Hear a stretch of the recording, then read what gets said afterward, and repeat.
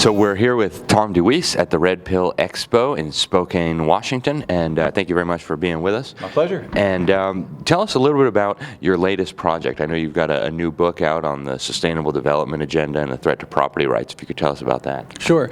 The new book is called Sustainable: The War on Free Enterprise, Private Property, and Individuals. And in it, I go through why property rights are important, why they're vital to our freedom. And a lot of people now think that owning private property is you pay the mortgage and you pay the taxes and somebody else makes all the decisions about what happens on your property. And I kind of explain that's not exactly true in a true definition. I give a true definition of what property rights are and go into all the details of the things we're facing on the attacks on property. I've got 10 questions you should ask before signing a conservation easement, 10 reasons to avoid regional governments or regional councils. And my favorite one is a chapter on who takes the walk of shame in the protection of property rights. And it's kind of revealing. It's an organization in this country that ought to be the #1 protector of private property rights is actually helping implement these programs. So, and then the finish of it is, what do we do about it? And I've got a few ideas in there. Wonderful. So what are the biggest threats to property rights right now in the United States, and maybe if you can speak more broadly on the rest of the world? Yeah. Well, back in '92 when Agenda 21 was issued, they called it a comprehensive blueprint for the reorganization of human society. That's a pretty big statement. And of course now they call it an innocuous 20-year-old document that has no enforcement capability. That's because we put a spotlight on it. But the policy of its sustainable development is in every single community, really in the world. And this is a process where it is anti-free enterprise, anti-private property, and anti-individuals. Individual choice, what you want to do with your life and so forth is, you got to be in the collective. We're going to show you how you're going to live. And in the communities, we have, usually the program's Smart Growth, and Smart Growth is a sustainable policy being implemented. They put a line around the city, and they say no growth will take place outside of this area, and so everything's going to be inside. And what do we want to do inside? Well, we don't want to have cars because they just jam up the roads, and single family. Well, what happens when you put that line around the city is that now the city doesn't grow out, but the population does grow. So what happens when that happens? The only way you can do is go up. So single-family homes are the first things that are banned, or we're not going to build those anymore. And then the apartment buildings, the high-rises, the condos get higher and higher and higher. Now what happens when they get as high as they can go? Now they got to get smaller and smaller apartments, and eventually you end up with a bed and maybe a sink and that's a prison cell. Yeah. That's but so this is what we're facing: the absolute destruction of private property, the inability of people to be able to move except in public transportation or riding bikes or walking where they want to go. These buildings have stores on the bottom floor, they have offices on the middle, and you live on the top floors. If you work in a company that's has their offices there, you never touch the ground, and this is by design. This is control of how we move, and of course they use the excuse of environmental protection, the threat of environmental Armageddon. That it doesn't matter how many rights you think you have if you don't have a planet to stand on. So every decision we make has to be dealt with the environmental considerations. And what's really interesting about all that is a whole lot of the policies that they advocate and put together are actually damaging to the environment. The big wind turbines are probably the greatest example of that. When I first started working on these issues, I'd have people call in, environmentalists would call in and say, you're with the AstroTurf crowd. You want to pave the earth.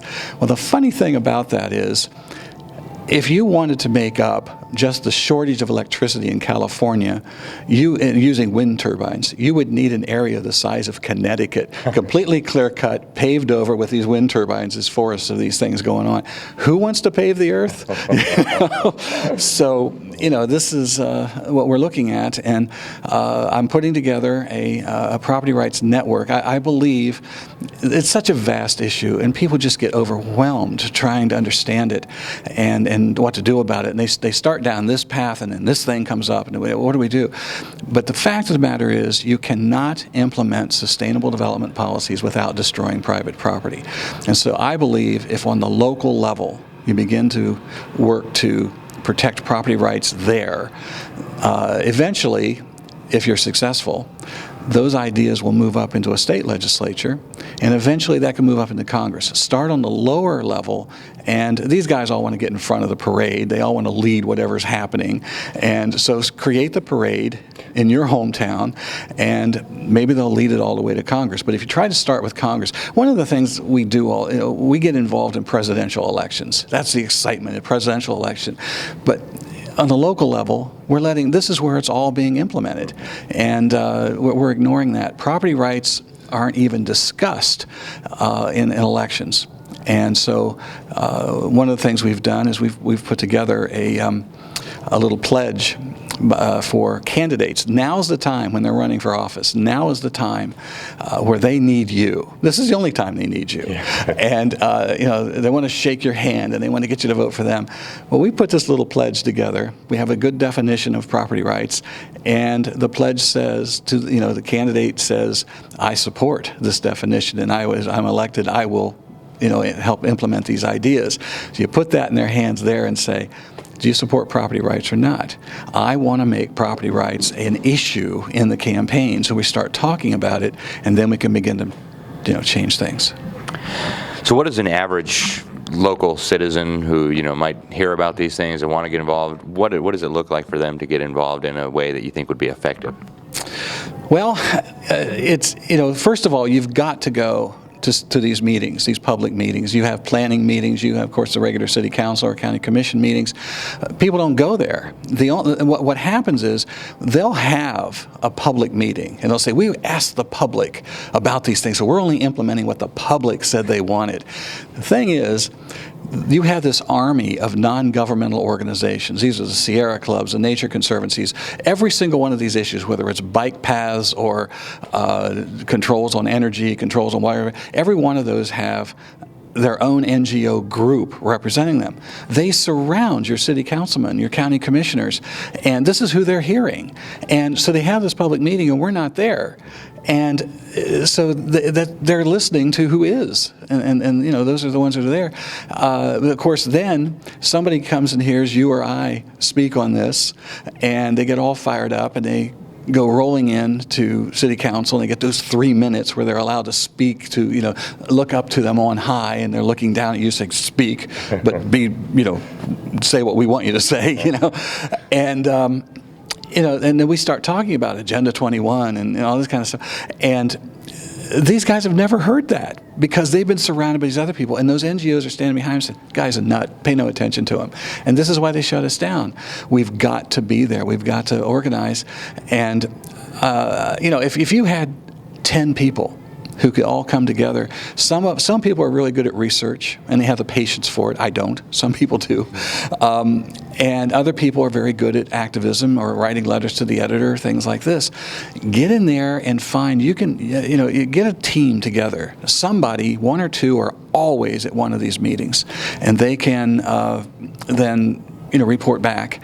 And one of the things, if you're looking at these policies, and you're upset about something they're doing, there's a reason you're there. You don't like what's being done. Take a look at it, and they're going to take a section of town and do something to it. Going to use eminent domain and bulldoze a bunch of it or whatever. There are victims there.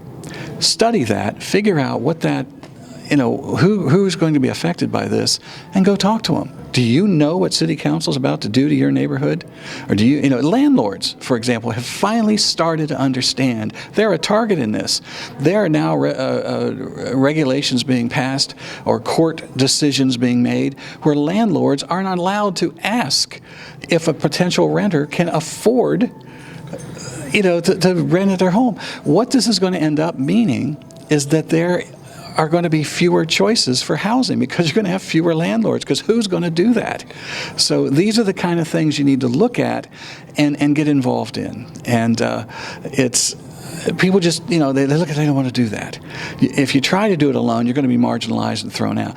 Get some people to help you. Go down in those neighborhoods where people are going to be victims and get them to help you. Get them to join what you're doing and begin to grow a movement. It's really the only way you can do it. You sit at home and gripe about it, nothing's going to change. And what happens if we lose this fight? What's going to happen to America, to our freedoms? And what does it look like if we win and we do restore respect for private property and freedom? Yeah. Well, if we don't win, then it's pretty settled. You're going to be told, Mayor de Blasio from New York told us what's going to happen. He was interviewed in a New York magazine back in the last fall, and he said one of the biggest problems that they have in implementing these plans is that the legal setup is to protect property rights. But he believes that everybody in the city from every level would prefer if the city government would decide where the buildings go, how high the buildings will be, what the rents will be, and who will be allowed to live there. Sounds like Cuba. He said, exactly. That is what you're looking at. You will no longer have an individual choice about your life, being able to make decisions about living on the fruits of your own labor and so forth. The greatest way to eradicate poverty is private property ownership. What we have now is what I call the compassion cartel, that they raise all this money, or they use the redistribution of wealth as the excuse. They're taking from you to give to this person, and tomorrow they need some more. Pretty soon, if they keep this up, now you're gonna need some kind of assistance like that. It's a growth industry. What we've ended up with is more poor from it. So that doesn't work either. Private property is the means to build your own personal equity and wealth, and be able to live off the fruits of your own labor. This is all going to be gone if we don't stand up to this and stop it. Okay, and so where do people find out more? Where do people get your book? I know you founded the American Policy Center. How can people get in touch with you through there? And where do people find you? Sure. Our website's americanpolicy.org. And on there we have a large archive of articles covering all these kinds of issues, and we really went to work putting tools together for local activists to help them to understand this and then what to do about it. So you can get all that there. My book, Sustainable, is you can get it there. We actually have the website sustainabledevelopment.com. Oh, really? And that is for the book, and you can learn all about the book there. And but at americanpolicy.org, you can see all the tools that we have. Wonderful. Well, Tom, thank you so much. Thank you. Appreciate it.